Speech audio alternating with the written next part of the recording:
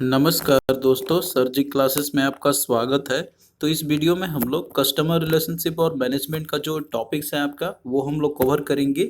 और देखिए, इसके पहले जो है हमने आपका history of Indian railway, general science और जो आपका इकोनॉमिक्स और मार्केटिंग है, तो इन सभी का हमने पूरा कंप्लीट आपका करा दिया है। तो आप लोग जो है इन सभी टॉपिक्स को देख सकते हो, लिंक डिस्क्रिप्शन बॉक्स में इसका दिया हुआ है। और इन सभी का आपको पीडीएफ भी मिल जाएगा, तो उसका भी लिंक डिस्क्रिप्शन बॉक्स में दिया हुआ है। और आप लोग अपने तरीके से तैयारी करते रहो। हम जो है कस्टमर रिलेशनशिप का जितने भी इंपॉर्टेंट टॉपिक्स है ये भी आपका हम करा देंगे।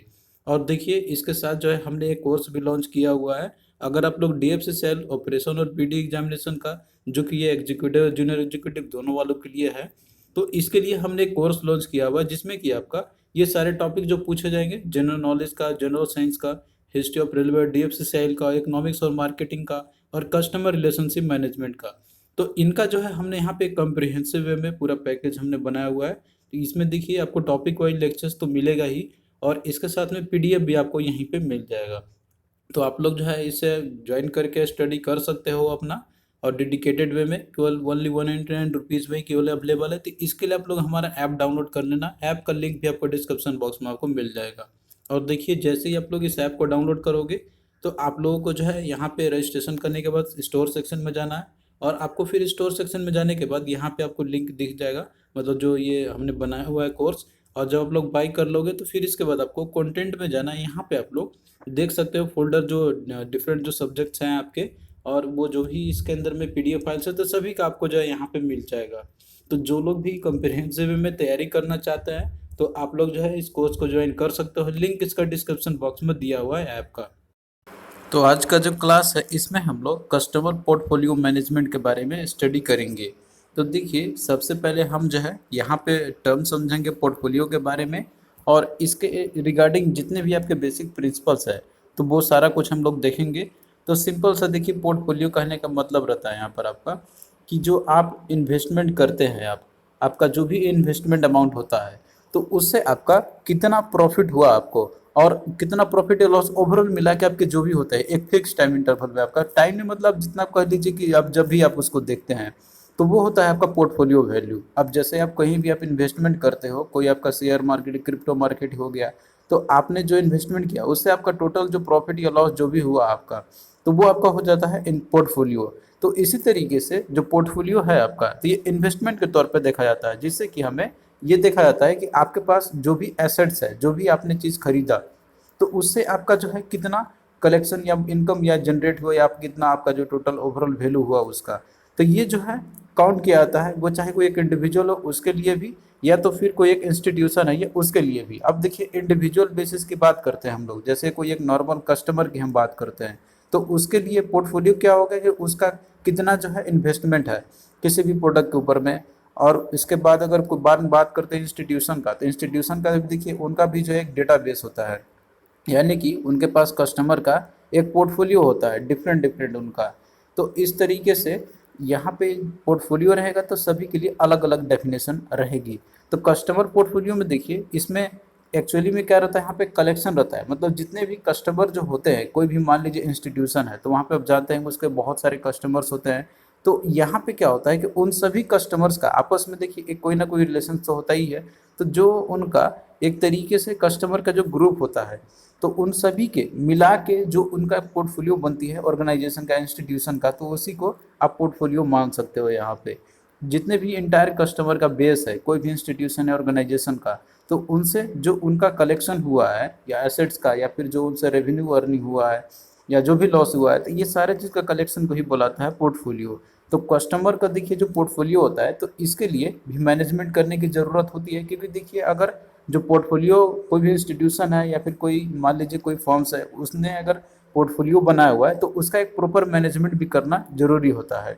तो इसी चीज़ में हम लोग यहाँ पे स्टडी करते हैं कि जैसे आपको कस्टमर पोर्टफोलियो मैनेजमेंट है, तो इसका क्यों किया था, और इसमें जो बेसिक प्रिंसिपल्स क्या क्या होते हैं इसके। तो मेनली देखिए, जो कस्टमर का पोर्टफोलियो का जो मैनेजमेंट किया जाता है, तो इसका एक बेसिक पर्पस होता है, बेसिक एम होता है कि जो बिजनेस की परफॉर्मेंस है किसी भी फर्म्स का, उसको जो है वो ऑप्टिमाइज कर सके। ऑप्टिमाइज करने का मतलब ये है कि वो अपना सेल्स का जो ग्रोथ है उसको इंक्रीज कर सके, और इसके साथ साथ में जो कस्टमर से जो प्रॉफिटेबिलिटी जो होती है उनको, वो उसको इन्हेंस कर सके। अब देखिए उनके पास कस्टमर का प्रॉपर जो वैल्यू मतलब प्रॉपर जो पोर्टफोलियो है वो उनके पास है, उनके पास जो भी इंफॉर्मेशन है वो सारा का सारा है, तो उससे जो है अपना सब कुछ एनालाइज कर सकते हैं कि हाँ उनसे ये ग्रोथ हो रही है कि नहीं हो रही है, कौन सा कस्टमर कितना प्रोडक्ट ले रहा है, किससे कितना प्रॉफिट हो रहा है। तो ये सारा कुछ जो है आपका स्टडी किया था इसके अंदर में। तो देखिए जो कस्टमर जो पोर्टफोलियो मैनेजमेंट है तो इसके कुछ बेसिक प्रिंसिपल्स होते हैं, तो इस प्रिंसिपल के अंदर में ये सारी चीज़ इंक्लूड होते हैं, जैसे कि आपका मार्केट सेगमेंटेशन आपका हो गया, दूसरा आपका हो गया सेल्स फोरकास्टिंग, तीसरा है एक्टिविटी बेस्ड कॉस्टिंग, इसका शॉर्ट फॉर्म आपका एबीसी है, और चौथा आपका customer life time value estimation, और पांचवा आपका है डेटा माइनिंग है। तो इसमें हम लोग इन सभी को एक एक करके हम लोग स्टडी करेंगे। सबसे पहला आपका देखिए यहाँ पर है मार्केट सेगमेंटेशन का है। तो देखिए जो मार्केट सेगमेंटेशन का है तो इसका मतलब रहता है यहाँ पे कि मार्केट को डिवाइड कर देना। अब देखिए सेगमेंट करने का मतलब क्या होता है कि डिवीजन कर देना किसी चीज़ को। तो इस मार्केट सेगमेंटेशन के अंदर में इसमें जो है मार्केट को डिवाइड कर दिया जाता है इसमें, यानी कि मार्केट को डिवाइड करके उसमें दो या दो से अधिक या उससे भी कर देना, उसको डिवाइड कर देना एक तरीके से आप कह लीजिए सबसेट्स में उनको कर देना, जिससे कि वो जो है अपना डिफरेंट वैल्यू क्रिएट कर सके। अब मार्केट का सेगमेंटेशन करने से उनको ये पता चलेगा ना पर्टिकुलरली ये जो मेरा मार्केट है इससे मेरा कितना रेवेन्यू जनरेट हुआ, मेरा दूसरा टाइप का जो मार्केट है उससे मेरा कितना रेवेन्यू जनरेट हुआ। तो ये जो है मार्केट सेगमेंटेशन भी एक जो है इंपॉर्टेंट प्रिंसिपल्स होता है कस्टमर पोर्टफोलियो मैनेजमेंट का। फिर अगला देखिए जो इसका बेसिक प्रिंसिपल है सेल्स फोरकास्टिंग। तो देखिए फोरकास्टिंग का मतलब रहता है कि पहले से कुछ अनुमान लगा लेना। तो यहाँ पे किस पे करना है तो वो सेल्स के बारे में, यानी कि जब कंपनी कोई प्रोडक्ट बना रही है तो वो जब सेल करेगी तो उससे कितना उनको प्रॉफिट होगा तो ये पहले ही आइडेंटिफाई कर लेना। तो मेनली जो सीपीएम है आपका कस्टमर पोर्टफोलियो मैनेजमेंट है, तो इसका एक गोल ये भी रहता है कि वो जो है वो ऐसे कस्टमर को आइडेंटिफाई कर दे जो कि उनके लिए स्ट्रैटेजिकली बहुत ही इंपॉर्टेंट है फ्यूचर के लिए, क्योंकि उनको पता है कि इनसे जो है मेरा फ्यूचर में प्रॉफिट होने वाला है। तो वो जो है अपना सेल करके उनसे प्रॉफिट कमा सके बना सके अपना। तो ये जो है पहले से वो फोरकास्ट कर लेंगे और वो कस्टमर को वो ज़्यादा प्रेफरेंस देंगे। तो सेल्स फोरकास्टिंग जो है ये भी एक यूजफुल डिसिप्लिन होता है आपका सीपीएम के अंदर में। फिर अगला आपका है एक्टिविटी बेस्ड कॉस्टिंग। अब यहाँ पे देखिए इसका मतलब रहता है कि जैसे कॉस्ट जो आपका रहता है ना तो ये जो है कस्टमर टू कस्टमर ये जो है डिपेंड करता है, मतलब वो वेरी करते रहता है। कुछ कस्टमर ऐसे होते हैं कि जो बहुत ही कॉस्टली होते हैं कंपनी को मैनेज करने के लिए, और कुछ जो होते हैं कि वो उतना ज़्यादा उनको कॉस्टली नहीं होता है, यानी कि उनको जो है एक मेंटेन करके रखना और उनके ऊपर में थोड़ा सा खर्च भी लगता है या करके रखना तो वो भी ज़्यादा होती है, यानी कि उनको सर्व करना भी वो ज़्यादा लगते हैं। तो इस तरह के कस्टमर जो होते हैं उनको तो इन पे भी वॉच डॉग करते हैं, मतलब वॉच अपना करते रहते हैं। तो इसमें मेनली देखिए दो तरीके से वो करते हैं, एक आप करता है वॉल्यूम कॉस्ट आपका हो गया, दूसरा आपका ऑर्डर रिलेटेड कॉस्ट आपका हो गया। तो वॉल्यूम बेस्ड कॉस्ट हो गया कि जैसे देखिए इसका मतलब ये हो गया कि कोई कस्टमर होता है कि जो हेवी परचेज करते हैं, यानी कि उनका जो इन्वेस्टमेंट मतलब जो रहता है यानी कि जो परचेजिंग जो रहती है तो वो ज़्यादा रहता है एक ही बार में। और कुछ ऐसे रहते हैं कि वो ऑर्डर रिलेटेड रहते हैं, यानी कि जब उनका ऑर्डर रहेगा वो उस समय रहेंगे करेंगे अपना ये परचेज करेंगे। तो दो तरीके से हो सकते हैं, तो दोनों को देखिए यहाँ पे कस्टमर को अपना जैसे मान लीजिए कि वो जैसे वो करते हैं ना यहाँ पर अपना कि उनके ऊपर में कितना खर्च करनी है कंपनी को या और इंस्टीट्यूशंस को, तो वो डिपेंड करेगा कि वो कैसे कस्टमर्स है। वॉल्यूम बेस्ड कस्टमर्स रहेंगे तो उनके लिए वो अलग तरीके से नज़रिया देखेंगे, और ऑर्डर रिलेटेड होंगे तो उनको अदर नज़रिए से देखेंगे यहाँ पे। तो ये भी आपका क्या है कि इंपॉर्टेंट जो है इसके अंदर में डिसिप्लिन होता है। फिर उसके बाद देखिए अगला आपका है customer life time value estimation है। तो यहाँ पे देखिए सिंपल इसका कहने का मतलब ये हो गया कि कस्टमर जो उनसे जुड़ा हुआ रहता है तो उनसे वैल्यू एस्टिमेट करना। सिंपल सा कहने का मतलब ये हो गया कि जो उनसे प्रॉफिट अर्न हो रही है या रेवेन्यू जो अर्निंग हो रही है। तो कस्टमर लाइफ टाइम वैल्यू के अंदर में ये रिप्रेजेंट करता है आपका कि जो टोटल रेवेन्यू जो कस्टमर है मतलब कस्टमर से जो जनरेट हुआ है किसी भी बिजनेस के लिए, एक रिलेशनशिप जो उसने मेंटेन कर रखा हुआ है, तो उनसे जो रेवेन्यू जनरेट हुआ है कस्टमर से, तो वो चीज़ जो है इसमें कैलकुलेट किया जाता है आपको customer life time value estimation. तो देखिए इसका एक फार्मूला रहता है आपका, तो आपको जो फार्मूले पे नहीं जाना है, इसका कोई यूज़ नहीं है, बस ऐसे ही यहाँ पे लिख दिया है हमने। अब पांचवा आपका इंपॉर्टेंट चीज़ है वो आपका डेटा माइनिंग है। तो देखिए डेटा माइनिंग ये सिंपली कहने का मतलब ये रहता है कि जो हिडन पैटर्न जो रहता है और साथ में जो रिलेशनशिप रहती है तो उन सभी को जो है फाइंड आउट करके रखना। या जैसे मान लीजिए कि डेटाबेस रहता है तो वहाँ पे लार्ज वॉल्यूम ऑफ डेटा रहेगा कस्टमर्स का, तो उनसे जो है अपना कोई जो हिडन पैटर्न्स है, क्या कोई इंपॉर्टेंट जो इन्फॉर्मेशन है तो उसको फाइंड आउट करना। डेटा माइनिंग देखिए इसी को बोला जाता है। और मेनली ये सीपीआई, ये जो है आपका कस्टमर रिलेशनशिप मैनेजमेंट के कॉन्टेक्स्ट में यहाँ पे आपको समझना है। तो देखिए जो कस्टमर पोर्टफोलियो जो मॉडल्स है आपके, यानी कि जो मैनेजमेंट ये किया जाता है आपका, तो ये देखिए इसके दो मॉडल्स होते हैं आपके। मेनली मॉडल्स देखिए बहुत सारे ऐसे होते हैं आपके। तो यहाँ पे मेनली जो इम्पोर्टेंट है आपके एग्जाम पॉइंट ऑफ व्यू से, तो आप लोगों को बस यहाँ पे दो याद रखना। एक है आपका बाईवेरिएट मॉडल, दूसरा आपका ट्राईवेरिएट सीपीएम मॉडल है। अब इसमें देखिए बाईवेरिएट है तो बाई मतलब दो आपका होता है, और ट्राई मतलब कि तीन आपका हो गया। तो इसमें मतलब ये रहेगा कि ये जो ऐसा मॉडल है आपका कस्टमर पोर्टफोलियो मॉडल्स का, कि जिसके अंदर में दो वेरिएबल्स आपके रहेंगे। और ट्राई में आपका रहेगा मतलब इसमें कि तीन मॉडल आपके रहेंगे। तो मेनली बस आपको यही चीज़ देखना है। तो देखिए जो बाई वेरिएट मॉडल है आपका, तो ये जो है बेंसन शेपिरो और इनके जो कलीग्स थे, इन्होंने डेवलप किया था बाईवेरिएट मॉडल को, जो कस्टमर पोर्टफोलियो का जो ये मॉडल है आपका। तो इसमें इम्पोर्टेंटली देखिए ये चीज़ रहता है आपका कि इसमें इन्होंने जो है कॉस्ट टू सर्व बेसिस पे और जो कस्टमर का असेसमेंट है, तो ये दो वेरिएबल पे इन्होंने जो है ये चीज़ दिखाया था इसके अंदर में। तो बोनसन शेपिरो मॉडल का बेसिकली आपका क्या है, यहाँ पर आपका ये जो है केवल दो वेरिएंट, मतलब कि दो वेरिएंट इसमें आपको रहते हैं। एक आपका कॉस्ट टू सर्व और दूसरा आपका है कस्टमर असेसमेंट के, जो वो कस्टमर के वैल्यू को जो असेसमेंट करते हैं, इन दोनों के बेसिस पे। तो आप यहाँ पे देख सकते हैं कि ये जो है आपका इनका दो जो वेरिएंट का मॉडल आपका है। तो आपको देखिए इसको समझने की जरूरत नहीं है, इतना डिटेल में आपसे नहीं पूछा जाएगा। बस आप लोग नाम याद रखिए जो बाई वेरिएंट मॉडल है तो किसके द्वारा दिया गया था, तो ये बेंसन शेपिरो के द्वारा और उनके जो कलीग थे उनके द्वारा दिया गया था। और वहीं पे जो आपका ट्राईवेरिएट सीपीएम जो मॉडल है आपका, तो ये जो है पीटर टर्नबुल और जूडी जोल्कोविस्की, इन्होंने डेवलप किया था थ्री डायमेंशनल सीपीएम फ्रेमवर्क को। तो इसमें मेनली देखिए जो दो वेरिएंट जो मॉडल आपके थे इसके अंदर में, तो वो तो इसमें आपका जैसे वो सेम है इसके अंदर में, लेकिन इन्होंने देखिए एक और चीज़ इसमें इन्होंने जो है ऐड कर दिया था, जिसमें कि आपका है वो है रिलेशनशिप वैल्यू। तो ये थर्ड डायमेंशन जो है इन्होंने इसमें ऐड कर दिया था। और बाकी जो दो वेरिएबल है आपके, तो ये जो है शेपिरो जो मॉडल है आपका बाईवेरिएट मॉडल का, इन्होंने इसी से लिया हुआ था। तो इसमें आपका जो थर्ड जो आया था तो वो आपका रिलेशनशिप वैल्यू का, तो यही बस चीज़ है इसमें अकाउंट में लिया गया था आपका। तो ये दो मॉडल हैं आपके जो आपको याद रखना है। और एक और मॉडल आपका रहता है इससे रिलेटेड, और भी दो आपके रहते हैं यहाँ पर, जो कि आपका है कस्टमर पोर्टफोलियो मैनेजमेंट से रिलेटेड, जिसमें कि आपका एक है स्वॉट एनालिसिस और दूसरा आपका इसमें बीसीजी मैट्रिक्स एनालिसिस। तो देखिए इसके बारे में हमने ऑलरेडी जो है डिस्कस कर लिया है कि स्वॉट एनालिसिस आपका क्या रहता है, जिसमें आपने देखा था स्ट्रेंथ, वीकनेस, अपॉर्चुनिटी और थ्रेट। और जो बीसीजी मैट्रिक्स आपका है, तो ये जो है हमने आपको ऑलरेडी बताया हुआ है मार्केटिंग वाले क्लास में, तो आप लोग वहाँ समझ लेना, ये भी आपका उसी से ही रिलेटेड है। अब भाई यहाँ पे हम लोग जो है मार्केटिंग फनल के बारे में हम लोग देखते हैं यहाँ पे, जो कि आपका ये काफ़ी इंपॉर्टेंट है। अब देखिए फनल आपने देखा होगा, जैसे कि आपका एक तरीके से ये जो रहता है, आप जैसे कोई चीज़ लिक्विड रहता है तो उसको जब मान लीजिए कोई एक बोतल में भरनी होती है, तो आप देखते होंगे कि ऊपर का जो पोर्शन रहता है तो वो आपका ज़्यादा चौड़ा रहता है और नीचे का पोर्शन आपका कम रहता है। तो इसी तरीके से ये आपका एक मार्केटिंग फनल है। तो देखिए जो मार्केटिंग फनल है, तो इसका भी फर्म्स जो है या इंस्टीट्यूशंस है ये भी इसका यूज़ करते हैं। तो ये जो है एक टेक्निक होता है। तो इसमें मेनली वो ये एनालिसिस करते हैं कि जो कस्टमर है उनका, तो वो जो है उनको किस तरीके से देखते हैं, एनालिसिस करते हैं अपना। यानी कि जब प्रोडक्ट कोई जब देखते हैं तो उनको अवेयरनेस स्टेज से लेके वो जब तक उसको खरीद नहीं लेते तो तब तक का जो स्टेज रहता है, तो वो इनसे होते हुए गुजरते हैं यहाँ पे। अब जैसे कोई प्रोडक्ट है मार्केट में आया है, तो कस्टमर सबसे पहले क्या करेंगे, उसको अवेयरनेस देंगे, उस पर अटेंशन देंगे अपना। तो अवेयरनेस देने वाले देखिए उनकी संख्या यहाँ पे ज़्यादा होती है, लेकिन सभी कोई खरीद लिए कोई ज़रूरी नहीं होता है। जो लोगों को ज़्यादा इंटरेस्ट आएगा वही उसको फिर जो है एक्शन में लेंगे, उसको खरीदेंगे। तो ये चीज़ जो है आपका मतलब जो स्टेज जो आपके रहते हैं यहाँ पे, तो मार्केटिंग फनल के थ्रू इसको समझा जाता है। तो ये आपका एक बेसिकली एक टेक्निक है, जिसमें कि इसमें जो है कस्टमर का जो जर्नी होता है फ्रॉम अवेयरनेस स्टेज से बाइंग स्टेज तक का, तो वो जो है इसको इसमें वो ब्रेकिंग करके देखते हैं।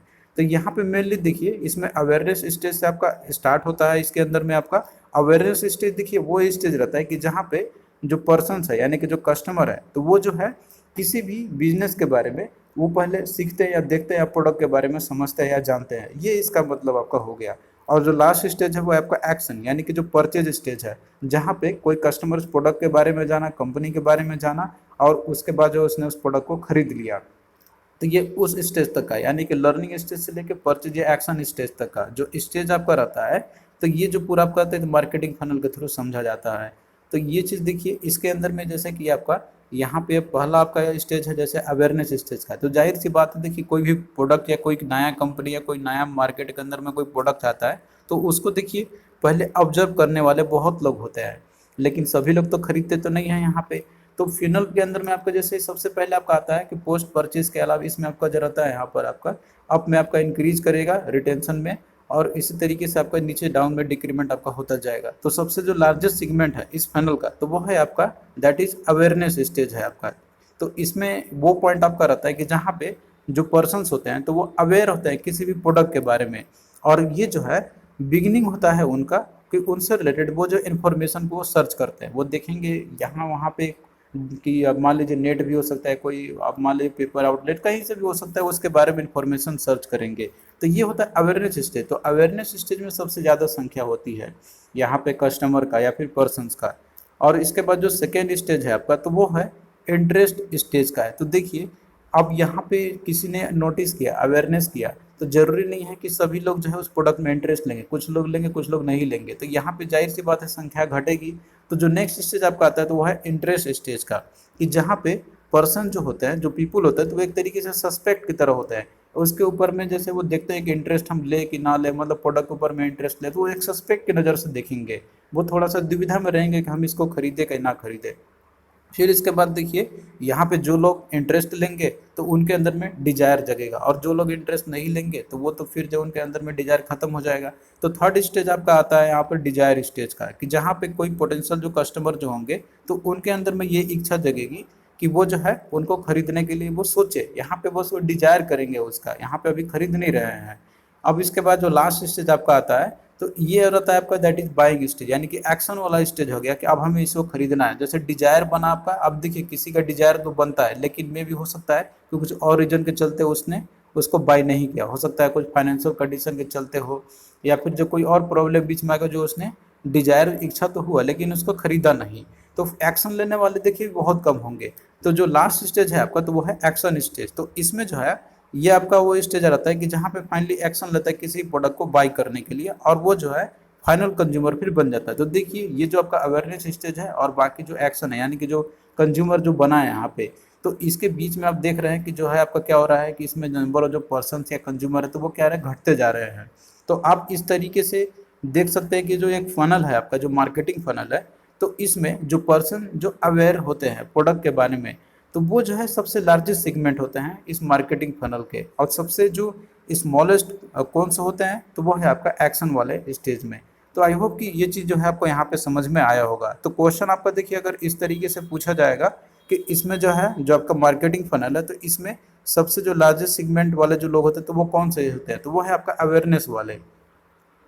अब भाई यहाँ पे हम लोग कुछ क्वेश्चंस देखते हैं जो कि आपके प्रीवियस ईयर के डीएफसी सेल एग्जामिनेशन में पूछे गए हुए थे। तो क्वेश्चन देखिए आपका यहाँ पर है कि in a typical funnel which of this segment would be the largest segment. तो जो टिपिकल फनल है आपका तो उसमें जो है इस सेगमेंट जो आपने स्टडी किया था तो उसमें सबसे लार्जेस्ट सेगमेंट आपका कौन सा हो सकता है। तो इसमें देखिए अवेयरनेस वाला आपका था।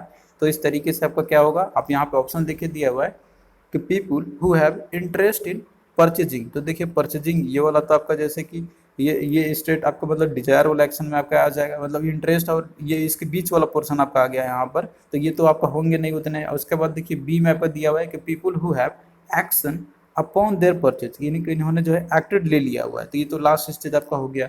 उसके बाद सी में देखिए दिया हुआ है कि people who have decided to purchase.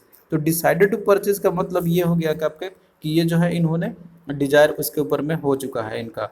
और तो ये इसके बाद डी देखिए दिया होगा people who are aware of the product. तो जो अवेयर होते हैं प्रोडक्ट के बारे में तो ये होते हैं आपके सबसे लार्जेस्ट सेगमेंट के। तो इसका देखिए राइट आंसर ऑप्शन डी आपका हो जाएगा। तो आपको जो है बिल्कुल इजीली तरीके से क्वेश्चन आपको समझ में आ गया होगा और कोई दिक्कत नहीं है। अगर आप लोग टॉपिक को अच्छे से समझते हो तो क्वेश्चन आप लोग बना लोगे। फिर अगला देखिए यहाँ पर आपका दिया हुआ क्वेश्चन कि the process of introducing a gaming ambience to increase a customer involvement and thereby sale is known by what name?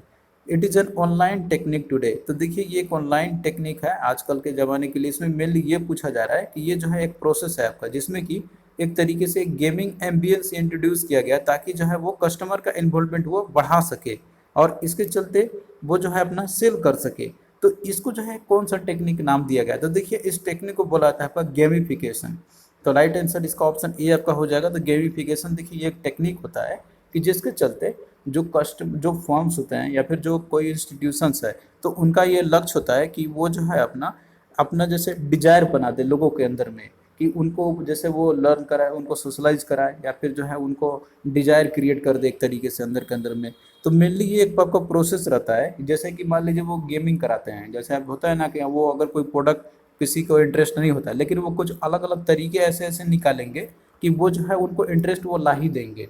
अब वो हो सकता है कुछ गेम करा दे एक तरीके से, अब गेमिंग कराते हैं वहाँ पर आपके जाके उनमें इन्वॉल्वमेंट बढ़ा है उनका, तो इसके चलते क्या होगा कि उनका जो है सेल्स में इंक्रीमेंट होगा। तो आपने देखा भी होगा कोई मान लीजिए किसी प्रोडक्ट को अगर लॉन्च करते हैं तो वहाँ पे वो डिफरेंट डिफरेंट तरीके खोजते हैं ताकि वो कस्टमर को लुभा सके। तो वो हो सकता है कि वहाँ पे वो जो है कुछ कॉन्टेस्ट खेला या कुछ गिव अवे उनको दो, फ्री में उनको कुछ प्रोडक्ट दे दे, उसके चलते रिलेटेड दे दे, वहाँ पे कुछ रिवार्ड उनको दे दे, या फिर कोई कूपन दे दे। तो ये इस तरीके से ये जो क्या होता है एक तरीके के एक गेम्स होते हैं एक्चुअली में, तो इसी को बोला जाता है आपका गेमिफिकेशन। तो गेमिफिकेशन मेनली आपका एक जैसे रिवार्ड देने का एक प्रक्रिया हो गया कस्टमर्स को। वो उनको इसके बाद में कुछ जैसे पॉइंट्स भी देते हैं। आप जब भी आप शॉपिंग करते हैं तो आपको कुछ ना कुछ पॉइंट देते हैं कि आप नेक्स्ट टाइम जब आओगे तो आपको इतना डिस्काउंट मिल जाएगा। तो ये जो है आपका ये गेमिफिकेशन का एक टेक्निक है, जो अपने सेल्स को इंक्रीज करने का वो जो है एक टेक्निक होता है इनका। तो इसको बोलते हैं हम लोग गेमिफिकेशन। तो आई होप कि अब ये जो टर्म है आपको समझ में आ गया होगा। तो इसका देखिए राइट आंसर ऑप्शन ए आपका हो जाएगा। तो अगला देखिए, ये भी आपका क्वेश्चन पूछा गया था प्रीवियस ईयर में ही। क्वेश्चन आपका देखिए इसमें दिया हुआ है कि in the advertisement communication of which of this product categories would the usages of the nostalgia. तो देखिए यहाँ पे टर्म आपका दिया हुआ है नॉस्टैल्जिया, तो इसका मतलब रहता है that is sentimental and wishful thinking of the past work effectively. तो इसमें देखिए जो एडवर्टीजमेंट जो की जाती है कंपनियों के द्वारा या फिर जो कोई मान लीजिए इंस्टीट्यूशन या फॉर्म्स है, तो वो अपना इसमें ये कहने का चाह रहे हैं यहाँ पे कि इनमें से कौन सा ऐसा प्रोडक्ट होगा कि जो कि हम इसे नॉस्टैल्जिया यूजेस के प्रोडक्ट के अंदर कैटेगरी में हम यहाँ पे रख सकते हैं। यानी कि ऐसे प्रोडक्ट रहते हैं कि जिनका जो है सेंटिमेंट या विशफुल जुड़े हुए रहते हैं अपने पास्ट एक्शन से, तो वो जो है इसमें इफेक्टिवली काम करेगा। ये कौन सा ऐसा प्रोडक्ट आपका इसमें से हो सकता है? तो इसमें आपको देखिए दिया हुआ है कर्टेन, बेडशीट, पिल्लो कवर, या पिकल, च्यवनप्राश, चिली पाउडर, या etc, television, refrigerator, air conditioner, laptop, smartphone, या आपका ई रीडर हो गया। तो देखिए आपको सबसे पहले यहाँ पे नॉस्टैल्जिया जो टर्म है ये आपको समझना होगा। तो इसका देखिए हिंदी मीनिंग अगर आप लोग देखते हो नॉस्टैल्जिया का, तो इसका मतलब होता है कि आपने जो है अतीत में यानी कि पास्ट में आपने जो है किसी चीज़ से आपका जो लगाव रहा होगा, तो आपने जो है उससे कितना सुखद स्मृतियों को आपने प्राप्त किया हुआ है, उससे आपने कितना उससे अच्छा जो रिटर्न आपने प्राप्त किया हुआ है, या फिर आपका जो है उससे कोई पुराना लगाव जुड़ा हुआ है जिससे आपको बहुत ज़्यादा उससे आपको जो है सुखी मिली होगी, खुश आपको हुए होंगे, या फिर आपको उससे सुख हुए होंगे, या फिर उससे आपको सेटिस्फैक्शन मिला होगा। तो ये ऐसे चीज़ को बोला जाता है। तो नॉस्टैल्जिया मतलब आपका यही रहता है कि जिससे पर्सन का कोई एक इमोशनल कंफर्ट जुड़ा हुआ रहता है किसी भी प्रोडक्ट से रिलेटेड। वो अगर प्रोडक्ट अगर उसको नए तरीके से मार्केट में आ जाए तो वो जो है उसको लेने के लिए तुरंत तैयार वो हो जाते हैं। तो आपको ऐसे ही प्रोडक्ट के बारे में दिखाना है, बताना है इसमें से ऑप्शन में से कि जो आपका यहाँ पे इफेक्टिवली वर्क करे नॉस्टैल्जिया के बेसिस पे, जो पास्ट एक्सपीरियंस के बेसिस पे। तो इसमें मेनली अगर आप देखते हो यहाँ पे, तो इसमें आपका जैसे आपका दिया हुआ है पिकल यानी कि जो अचार रहता है, च्यवनप्राश रहता है, चिली पाउडर है, तो ये जो है इस कैटेगरी में आपका बहुत अच्छे से काम करेगा। क्योंकि देखिए जो पिकल है या च्यवनप्राश है, तो इसका टेस्ट लोगों को पास्ट में बहुत से लोगों को अच्छा लगा होगा। तो अगर मान लीजिए कोई अपना प्रोडक्ट लेके आएगा फिर से, तो वो जाहिर सी बात है कि लोग उसको पसंद करेंगे, और पुराना जो उनका याद रहा होगा, जो सुखद अनुभव रहा होगा, तो उसको याद करके वो फिर से इसको लेने का वो सोचेंगे। तो इस तरह का जो कैटेगरी का प्रोडक्ट है आपका, तो इसमें नॉस्टैल्जिया का जो यूजेज है ये ज़्यादा काम करेगा। और बाकी देखिए जैसे आपका कर्टन है, बेडशीट है, या पिलो कवर है, तो इसमें उतना ज़्यादा आपका कोई काम नहीं करेगा नॉस्टैल्जिया का। क्योंकि देखिए इसमें जो है डिफरेंट ब्रांड या वेराइटी आपके आते रहते हैं, तो ये कोई उतना ज़्यादा क्योंकि इनसे जो है कोई जैसे इनका कोई टेस्ट या स्वाद तो मिलने वाला है नहीं, ये तो बस चॉइस के ऊपर में है। और इसी तरीके से टेलीविजन, रेफ्रिजरेटर है, एयर कंडीशनर रहती है, तो देखिए जितना ज़्यादा लेटेस्ट या जितना ज़्यादा मॉडिफिकेशन हो गया और ज़्यादा बेटर रहेगा। पुराना एक्सपीरियंस उसको कोई लेना देना मतलब नहीं रहता इससे भी। इस तरीके से लैपटॉप, स्मार्टफोन, ई रीडर है, तो जो पुराने प्रोडक्ट जो होंगे तो उनसे जाहिर सी बात है कि आजकल के जो प्रोडक्ट है वो और ज़्यादा एडवांस हो गया और अच्छे से वो आ रहे होंगे। तो मेनली इन सभी में काम नहीं करेगा, लेकिन आपका जो पिकल, च्यवनप्राश या चिली पाउडर है, तो इसमें मेनली ये काम कर जाएगा। तो क्वेश्चन देखिए कुछ इस तरीके से ट्रिकली टाइप के भी आपसे पूछ लेता है यहाँ पे, तो आपको जो है सभी तरीकों से देखने होंगे क्वेश्चंस को। तो आई होप कि ये जो टॉपिक था आपको समझ में आया होगा।